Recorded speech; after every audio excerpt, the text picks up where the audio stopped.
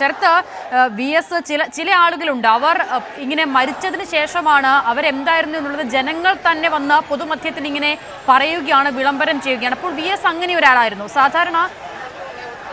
സാധാരണ VS ഏതെങ്കിലും ഒരിടത്ത് ഒരു തെരഞ്ഞെടുപ്പ് പരിപാടിയിലാകട്ടെ, VS ആ സഭയെ അഭിസംബോധന ചെയ്യാനായി വരുമ്പോൾ VS വന്നിറങ്ങുന്ന വാഹനത്തിൽ നിന്നും മിനിറ്റുകൾ മാത്രമാണ് വേദിയിലേക്കുള്ള ദൂരം. പക്ഷേ ആ മിനിറ്റുകൾ VS മറികടക്കാൻ ഒരുപക്ഷെ മണിക്കൂറുകൾ എടുക്കുമായിരുന്നു. അരമണിക്കൂറൊക്കെ കഴിഞ്ഞിട്ടാണ് VSന് ആ വാഹനത്തിൽ നിന്നും വേദിയിലേക്ക് എത്താനായി സാധിക്കുക പലപ്പോഴും. കാരണം അത്രയും ആളുകൾ VSനെ ഇങ്ങനെ കാണാനായി ഇതുപോലെ തന്നെ ഇപ്പോൾ നമ്മൾ കാണുന്ന കാഴ്ചകൾ പോലെ തന്നെ VSനെ കാണാനായി തിങ്ങിക്കൂടുമായിരുന്നു. അവർ VSനെ ഇങ്ങനെ മുഷ്ടി ചുരുട്ടി അഭിവാദ്യം വിളിച്ച് ഇപ്പോൾ നമ്മൾ കേൾക്കുന്ന അതേ മുദ്രാവാക്യം കണ്ണേ കരടേ VS എന്ന അതേ വാക്കുകൾ ഉയർത്തി VSനെ ആനയിച്ച് ആ വേദിയിലേക്ക് എത്തിക്കും. അതിന് അരമണിക്കൂറോളം സമയമൊക്കെ പലപ്പോഴും എടുക്കുമായിരുന്നു. ഇപ്പോഴും നോക്കൂ, സമാനമായ കാഴ്ച നമ്മൾ കാണുകയാണ്. തിരുവനന്തപുരം സെക്രട്ടേറിയറ്റിന് മുന്നിൽ തിരുവനന്തപുരം നഗരത്തിൽ നിന്നും പുറപ്പെട്ട് 2.5 മണിക്കൂർ 3 മണിക്കൂറിനോട് അടുക്കുമ്പോഴും ഇപ്പോഴും ആ നഗരത്തിൻ്റെ പ്രാന്തപ്രദേശങ്ങൾ വിടാൻ പോലും ആ വിലാപയാത്രയ്ക്കായിട്ടില്ല എന്ന് പറയുമ്പോൾ ജീവിച്ചിരുന്ന സമയത്ത് VSനെ കാണാനെത്തിയ ഒഴുകിയെത്തിയ ആളുകളുടെ എത്രയോ ഇരട്ടി ആളുകൾ ഇപ്പോൾ ഈ വിലാപയാത്രയിൽ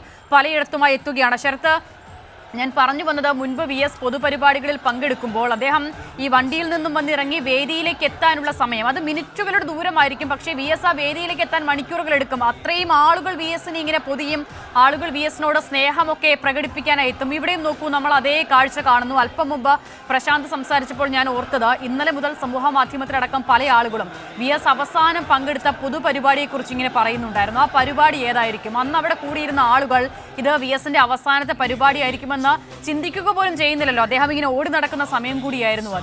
ഇപ്പോൾ പ്രശാന്ത് ആ പരിപാടിയെക്കുറിച്ച് കൂടി പറയുകയാണ്. വട്ടിയൂർക്കാവിലാണ് VS അവസാനമായി പങ്കെടുത്ത ഒരു പൊതുയോഗം നടന്നത്. 2 മിനിറ്റ് മാത്രമാണ് സംസാരിച്ചത്. VSന് അത് മതിയായിരുന്നു അല്ലേ?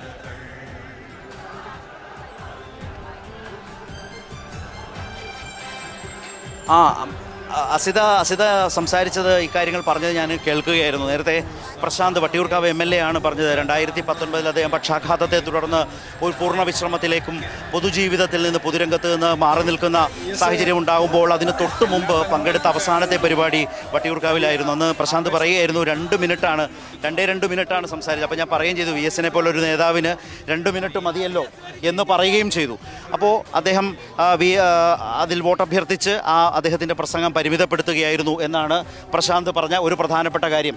അപ്പോൾ മുമ്പ് പറഞ്ഞതുപോലെയാണ്, ഇരുവശങ്ങളിലും അസിത സംസാരിച്ചപ്പോൾ പറഞ്ഞ ഇരുവശങ്ങളിലും ഈ റോഡിൻ്റെ ഇരുവശങ്ങളിലും ഇങ്ങനെ ആളുകൾ ഒത്തുചേരുന്നു, അദ്ദേഹത്തെ കാണാൻ വേണ്ടി വരുന്നു.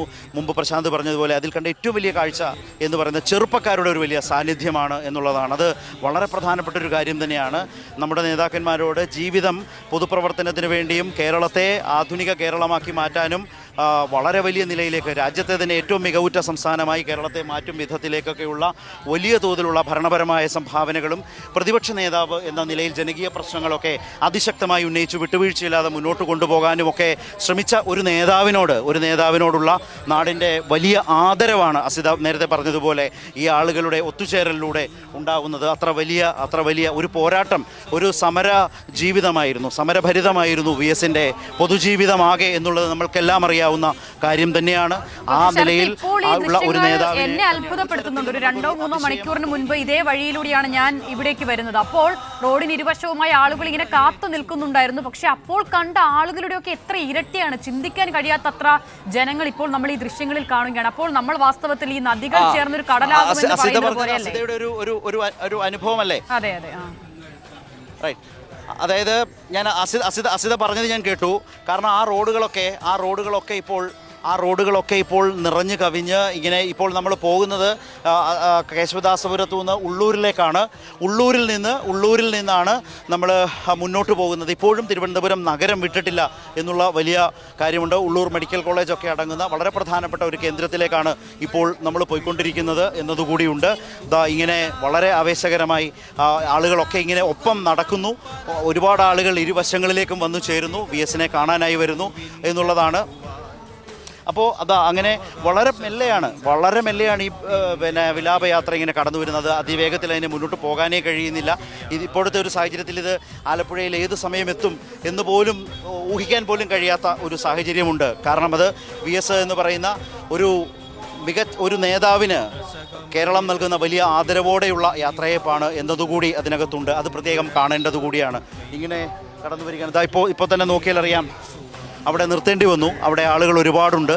അപ്പോൾ അതിനനുസരിച്ച് അവിടേക്ക് എല്ലാവരും വന്നപ്പോൾ സ്വാഭാവികമായും ഇവിടെ ഒരു ഹോസ്പിറ്റൽ, ക്രെഡൻസ് ഹോസ്പിറ്റലിൻ്റെ മുൻപിലാണ്. അവിടെ നിന്ന് ആശുപത്രി ജീവനക്കാരും എല്ലാവരും ഇറങ്ങി വന്ന സമയത്ത് ആ സമയത്താണ് ഇവിടെ നിന്ന് നിർത്തിയത്. അതിനുശേഷമാണ് ഇവിടെ നിന്ന് വീണ്ടും വാഹനം മുന്നോട്ട്, ഇപ്പോൾ ഈ വിലാപയാത്ര മുന്നോട്ട് നീങ്ങി തുടങ്ങിയിരിക്കുകയാണ്. ഇപ്പോൾ ഉള്ളൂർ ജംഗ്ഷനിലേക്ക് പോകുന്ന ഒരു സമയമാണ്. അതെ ശരത്ത്, ആ ദൃശ്യങ്ങൾ തന്നെ എന്തായിരുന്നു VS എന്നുള്ളത് നമ്മളോടൊക്കെ സംവദിക്കുന്നുണ്ട്. സാധാരണഗതിയിൽ സ്ത്രീകളും ചെറുപ്പക്കാരും നിങ്ങളെ അംഗീകരിക്കുക, അങ്ങനെയാണെങ്കിലാണ് ഏറ്റവും നല്ലൊരു ജനകീയനായ രാഷ്ട്രീയ നേതാവായി നിങ്ങൾ മാറുന്നത് എന്നുള്ളത് പറയാറുണ്ട്. അപ്പോൾ അത് ശരിയാണെങ്കിൽ അതിൻ്റെ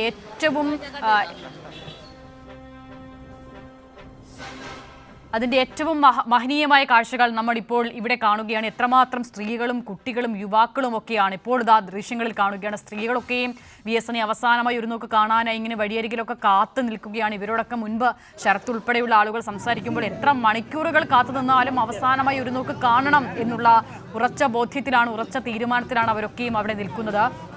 മുൻകൂട്ടി തീരുമാനിച്ച പോയിന്റുകളിൽ നിന്നും മാറി മറ്റിടങ്ങളിൽ പോലും ആ വണ്ടിക്ക് അല്പസമയം, ആ ബസ്സിന് അല്പസമയം നിർത്തേണ്ടി വരുന്നുണ്ട്. അത്രമേൽ ആളുകൾ റോഡിന് ഇരുവശവും നിൽക്കുകയാണ്. ഞാൻ അല്പം മുമ്പ് പറഞ്ഞതുപോലെ തന്നെ ഒരു 3-4 മണിക്കൂറിന് മുൻപാണ് ഈ വഴിയിലൂടെ ഞാൻ കടന്നു വരുന്നത്. അപ്പോൾ റോഡിന് ഇരുവശവും ഇതുപോലെ തന്നെ ആളുകളുണ്ട്. അവർ കയ്യിൽ റോസാ പുഷ്പങ്ങളുമൊക്കെയായി VSനെ കാണാനായി കാത്തു നിൽക്കുന്നുണ്ട്. പക്ഷേ റോഡ് ഈ നിരയിൽ ആളുകളെ കൊണ്ടിങ്ങനെ നിറയുന്നൊരു കാഴ്ച ഉണ്ടായിരുന്നില്ല. പക്ഷേ ആ വാഹനം അവർ നിൽക്കുന്ന ഓരോ പോയിന്റുകളുടെ അടുത്തേക്ക് വരും തോറും റോഡ് തന്നെ കാണാൻ കഴിയാത്ത നിലയിൽ, ആ റോഡിനെ തന്നെ മൂടുന്ന നിലയിൽ ആളുകൾ ഇങ്ങനെ ഒഴുകിയെത്തുകയാണ്. അവസാനമായി ഒരു നോക്ക് കണ്ടാൽ മാത്രം മതി. എല്ലാവർക്കും ഒരൊറ്റ കാര്യമാണ് പറയാനുള്ളത്, ഞങ്ങളുടെയൊക്കെ പ്രിയപ്പെട്ട നേതാവായിരുന്നു, ഞങ്ങളുടെയൊക്കെ ജനകീയനായ നേതാവായിരുന്നു എന്നുള്ള ഒറ്റ വാക്കിൽ തന്നെ VS എന്ന ഒരു നൂറ്റാണ്ടിൻ്റെ ജീവിതത്തെ അവരൊക്കെയും അടിവരയിടുകയാണ്. അങ്ങനെ എന്തായിരുന്നു VS എന്നുള്ളത് അദ്ദേഹം ജീവിച്ചിരുന്ന കാലയളവിലും നമ്മൾ കണ്ടതാണ്. അതിനപ്പുറം അദ്ദേഹത്തിൻ്റെ കാലശേഷവും അദ്ദേഹത്തിൻ്റെ മരണശേഷവും നമ്മളെ അത്ഭുതപ്പെടുത്തുക കൂടിയാണ്.